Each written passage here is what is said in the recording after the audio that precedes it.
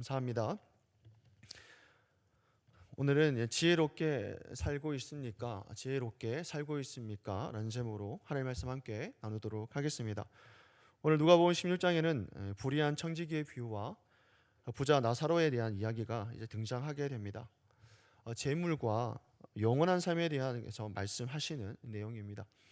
오늘은 불의한 청지기의 비유에 대해서 좀 더 생각을 해보겠습니다. 예수님은 불의한 청지기에 대해서 이렇게 이야기를 들려주시죠.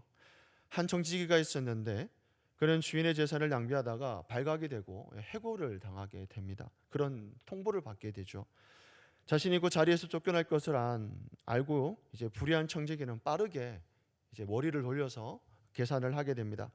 3절을 보니까 내가 땅을 팔 수도 없고 빌어먹기도 부끄럽다라고 말을 합니다. 그는 자신의 능력과 현재 상황, 주변의 관계를 따져보고 지금 남은 시간에 무엇을 할 수 있을까? 본인이 지금 이 시간에 그 해고되기 그 전에 내가 할 수 있을까를 생각을 하는 것이죠. 그러고 나서 생각하고 난 뒤에 바로 이제 실행을 하게 됩니다. 빚진 자들을 불러서 어떤 사람에게는 빚을 100에서 50으로 줄여주고 어떤 사람은 80으로 줄여둡니다. 그리고 장부를 수정해주고 그들에게 은혜를 베풀게 됩니다. 자신이 쫓겨난 후에도 그들이 자신을 반겨줄 수 있도록 관계를 이제 맺어주는 것이죠. 미래에 자신을 도와줄 수 있는 사람들과의 관계를 만들어가는 겁니다. 이런 사람들을 보면 어떤 생각이 드십니까? 참 대단하다, 아니면 참 지혜롭다, 그런 생각이 혹시 드십니까? 제가 말씀을 읽다가 이렇게 좀 생각을 해보니까 좀 얄밉다라는 생각을 해봤습니다. 얄밉고 또 얍삽하다, 또 치사하지 않나, 이런 생각을 좀 했었습니다. 이런 생각이 먼저 떠오르는 것이죠. 사실 그 행위는 주인의 재산을 또다시 임의로 처리한 것이기 때문에 더 비난받아야 할 행동입니다. 우리가 보기에는 더 비난받아야 할 행동임에도 불구하고 오늘 본문을 보게 되면 놀랍게도 주인은 이 사람을 지혜롭다라고 칭찬을 하는 것이죠. 계속 읽어봐도 이해가 되지 않는 그런 부분입니다. 칭찬을 하고 있습니다. 누가복음 16장 8절입니다. 우리 8절을 함께 읽도록 하겠습니다. 시작하시겠습니다. 주인이 이 옳지 않는 청지기가 이를 지혜롭게 하였으므로 칭찬하였으니 이 세대의 아들들이 자기 시대에 있어서는 빛의 아들들보다 더 지혜로움이니라. 아멘. 이 세대의 아들들이 자기 시대에 있어서는 빛의 아들들보다 더 지혜롭다 이렇게 말씀을 합니다. 그런데 예수님께서 이 불의한 청지기를 그렇다면 왜 칭찬하셨을까 하는 것이죠. 그의 행동이 도덕적으로 옳았기 때문일까요? 그의 행동이 도덕적으로 바른 것이기 때문에 그렇게 칭찬하신 것일까? 그건 아닌 것 같습니다. 왜냐하면 전제 자체가 불의한 청지기이기 때문에 그렇죠.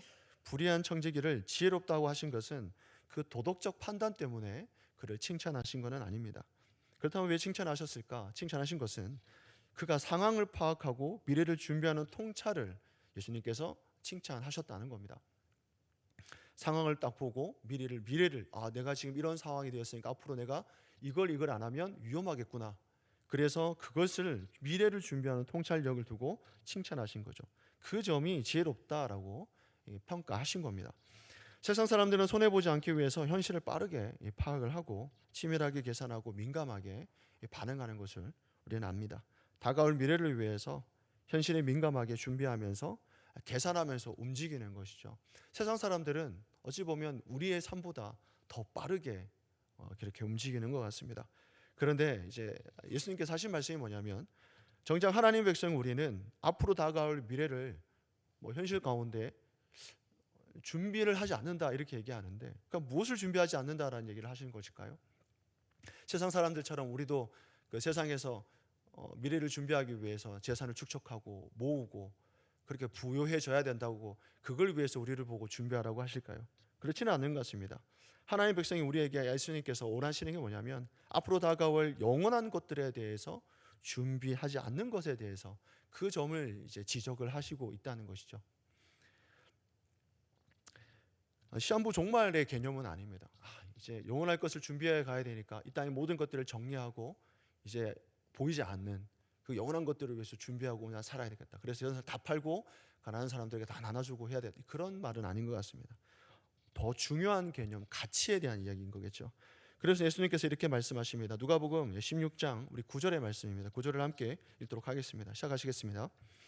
내가 너희에게 말하노니 불의의 제물로 친구를 사귀라. 그리하면 그 제물이 없어질 때에 그들이 너희를 영접할 젖으로 영접하리라. 아멘. 그들이 너희를 영주할 젖으로 영접한다. 여기서 보면 불의의 제물이라고 하는 표현이 나옵니다. 이 말은 부정한 출처의 제물이라는 뜻이 아니라 학자들은 이것을 두고 이 세상의 질서 속에서 사용되고 있는 일시적 불완전한 제물로 해석을 했습니다. 그러니까 그런 측면에서의 불의하다라고 하는 표현입니다. 다시 말하면 그 제물은 하나님의 주권 아래 주어진 청지기의 도구인 거죠. 도구입니다. 타락한 인간이 이를 죄악되게 사용할 수 있기 때문에 불의하다라고 표현했을 뿐이라는 겁니다. 제물 자체가 악하거나 선하거나 그렇지 않습니다. 그냥 중립적 개념인 것이죠. 그러나 그것이 하나님의 주권 아래서 사용되면 청지기의 귀한 도구가 될 수 있는 것이죠. 그러나 결국 이게 잘 반대로 말한다면 불의하게 이 재물을 사용할 수도 있다라고 말씀하시는 겁니다. 결국 이 말씀은 돈으로 친구를 사겨라, 잘 사귀어야 된다 이런 말씀은 아닙니다.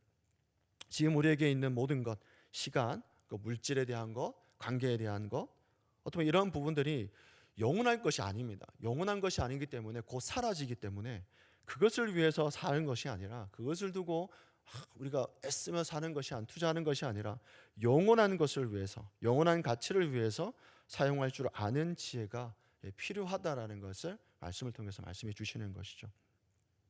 마지막에 가면 하나님보다 재물을 섬기지 말라 둘 중에 섬김에 대해서 얘기해 주지 않겠습니까? 그러니까 하나님과 재물을 겸하여 섬길 수 없다라고 했던 이유가 뭐냐면 영원한 것들에 대한 그 가치가 우리에게 중요함을 계속해서 얘기해 주시는 것이죠. 지금의 자원, 시간이나 물질, 관계, 재능, 우리는 하나님의 나라의 가치에 따라서 사용하고 있습니까? 오늘의 시간, 돈, 재능을 어떻게 우리는 사용하고 있습니까? 나는 지금 어디에서 시간을 쓰고 있는가? 또 내가 가지고 있는 재물이나 영향력이나 또 인간의 관계나 영원한 것을 위해서 사용하고 있는가? 이러한 질문을 계속해서 오늘 본문을 통해서 우리에게 던지고 있다라고 하는 겁니다. 이것을 오늘 우리에게 예수님께서 묻고 계시는 것이죠. 나는 어디에 나의 재물과 나의 시간과 관계를 쓰고 있는가? 그렇죠? 오늘 하루도 내게 주어진 어떤 시간, 물질이나 관계, 그 기회를 하나님 나라의 가치, 영원한 것에 그렇게 투자하는 저와 성도님 되시기를 주 예수 그리스도로 축원합니다.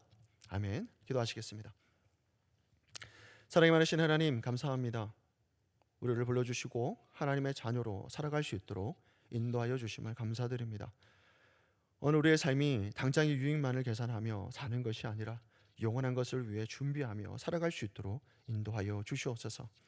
오늘 나에게 주신 시간과 재물을 작게 여기지 않게 하시고 하나님 나라를 위한 도구로 사용할 수 있도록 인도하여 주옵소서. 작은 일에 충성하며 지금이라는 기회를 헛되이 흘러보내지 않는 그러한 지혜로운 청지기로 살아갈 수 있도록 인도하여 주시옵소서.